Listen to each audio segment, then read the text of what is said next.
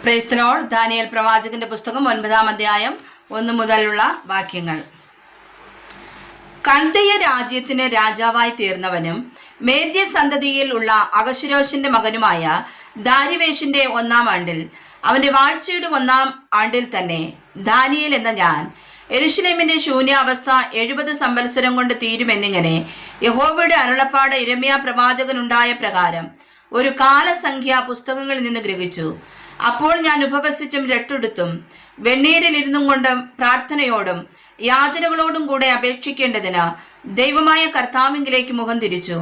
എൻ്റെ ദൈവമായ യഹോവയോട് ഞാൻ പ്രാർത്ഥിച്ചേറ്റുപറഞ്ഞത് എന്തെന്നാൽ, തന്നെ സ്നേഹിക്കുന്നവർക്കും തൻ്റെ കൽപ്പനകളെ പ്രമാണിക്കുന്നവർക്കും നിയമവും ദയയും പരിപാലിക്കുന്നവനായി മഹാനും ഭയങ്കരനുമായ ദൈവമായ കർത്താവെ, ഞങ്ങൾ പാപം ചെയ്തു, വികടമായി നടന്നു, ദുഷ്ടത പ്രവർത്തിച്ചു, ഞങ്ങൾ മത്സരിച്ചു, നിന്റെ കൽപ്പനകളും വിധികളും വിട്ടുമാറിയിരിക്കുന്നു.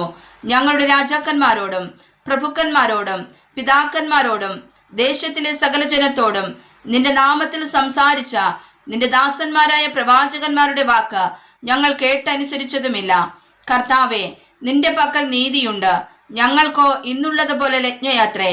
നിന്നോട് ദ്രോഹിച്ചിരിക്കുന്ന ദ്രോഹം ഹേതുവായി നീ അവരെ നീക്കിക്കളഞ്ഞിരിക്കുന്ന സകല ദേശങ്ങളിലും സമീപസ്ഥരും ദൂരസ്ഥരുമായ യഹൂദ പുരുഷന്മാർക്കും യെരൂശലേം നിവാസികൾക്കും എല്ലാ ഇസ്രായേലിനും തന്നെ.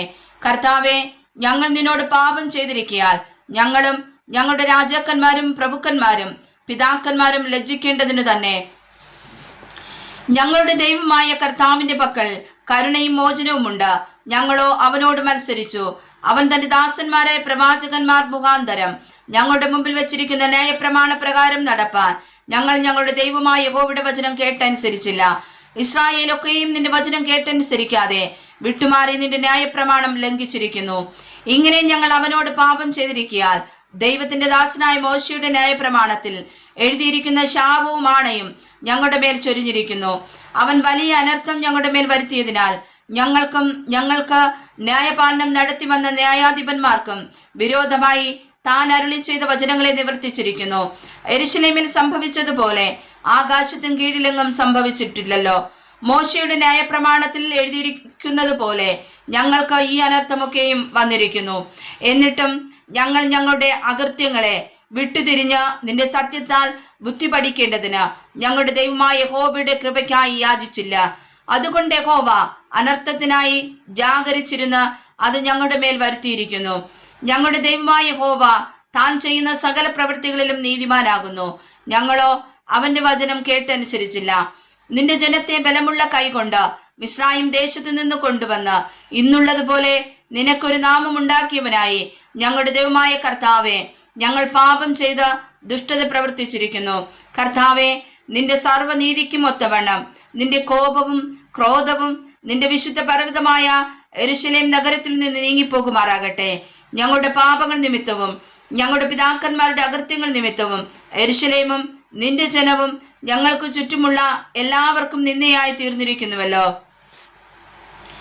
ആകയാൽ ഞങ്ങളുടെ ദൈവമേ, അടിയന്റെ പ്രാർത്ഥനയും യാചനകളും കേട്ട് ശൂന്യമായിരിക്കുന്ന നിന്റെ വിശുദ്ധ മന്ദിരത്തിന്മേൽ കർത്താവിൻ നിമിത്തം തിരുമുഖം പ്രകാശിക്കുമാറാക്കണമേ.